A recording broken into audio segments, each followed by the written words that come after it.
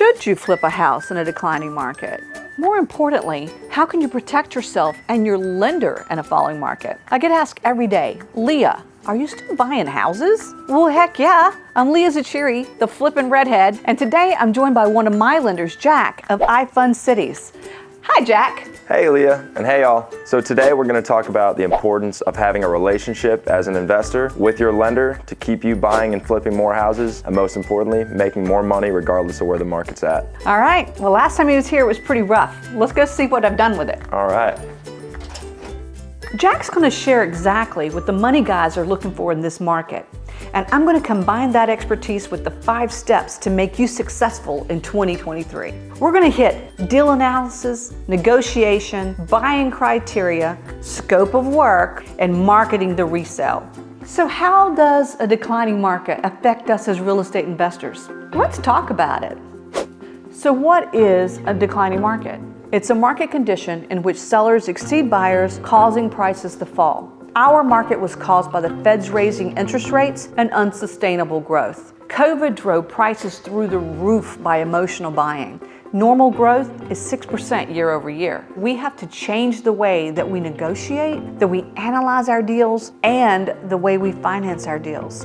So Jack, you're here for the money. What do you say when an investor hits you up for some cash? I'm going to say let's do it, but let's take a look at the deal first. Whenever an investor comes to me looking to finance a new deal, I want to see every reason I want to be excited to lend and finance this deal for them too, as excited as you might be to get the flip moving in the first place. So first, we want to look at experience, seeing that have you done a few of these projects before? Do you have working capital to some degree to help you with whatever part of the down payment you might have to start your renovations and getting your flip going? We're also going to look at your credit score. Obviously, this is a relationships-based business, so trust matters a lot. And the last thing we're going to look at is the project itself. And so that's on the investor side, right? And shoot, if it's not a good deal, I won't waste your time. So you need money, Jack's got money. Wow, what a great synopsis of exactly what you're looking for. So his info is below. And I've got to go and talk some deal analysis. All right, thank you, Leah. I am so lucky. I get to work with my favorite son. I'm your only son. You're still my favorite. Remember I said I would give you the 5 steps to make you successful in 2023? Well, steps 1 and 2 go hand in hand. Deal analysis and negotiation. And I can't think of anyone more qualified to talk about that than my right hand, Shawn.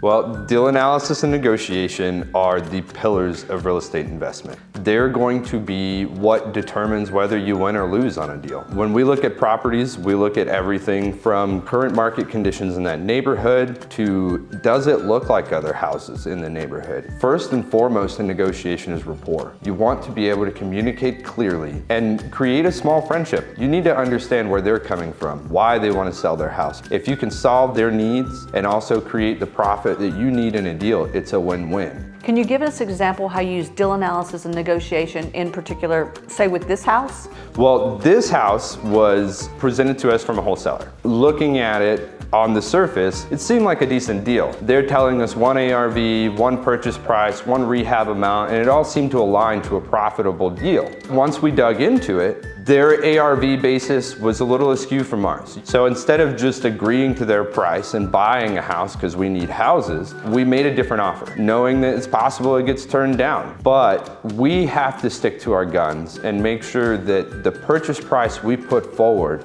isn't going to put us in a hole.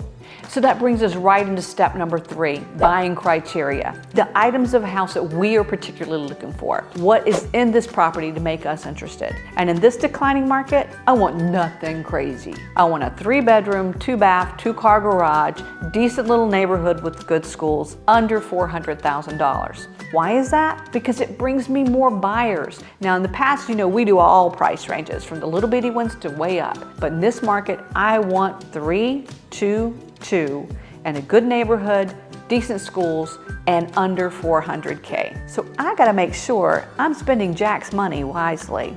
Now, this property was actually purchased prior to the market changing. I had a different ARV on this house before I started than where I am when I finished. The after rehab value was higher when I purchased it, and because of the declining market, it is lower than now that we're finished and I'm ready to sell it. But thanks to Shawn's amazing negotiating skills, You're welcome.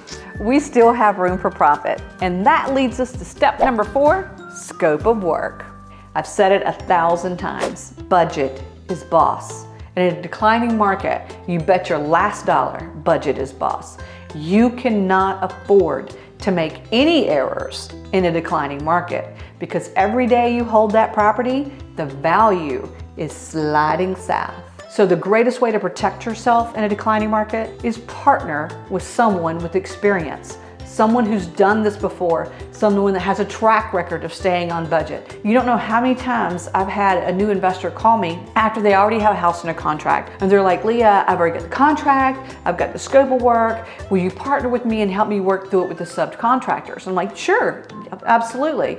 But let's look at that scope of work. Let me walk the house with you. And once I've walked the house, I've seen that their scope of work is completely wrong. And we have to rework that scope of work. We have to rework that contract by renegotiating with the seller. Now, had they already bought that house, they wouldn't have that as an option. They would now be the proud owner of a house that's not gonna make money. And what's the number 1 rule in real estate? Never lose money. So what is number 4? Scope of work, my favorite. And here we are at step number 5, marketing for resale. As you've seen, this house had furniture in it. That's called staging. In a hot market, I stage everything 350 and above.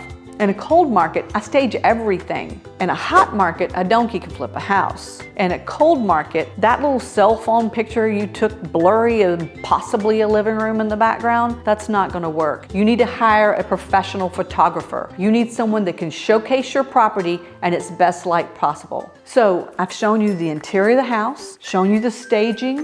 What we haven't seen is the rear of the property. In a down market, everything matters. So as you can see, we're all spruced up back here as well, from the house itself all the way to the landscaping. He works so hard. Comment below to partner with Shawn and I on your deals. And guys, reach out to Jack from iFund Cities. Go get some money. If you feel like I helped you a little today, like this video, subscribe to my channel, and click right here for another video on staging.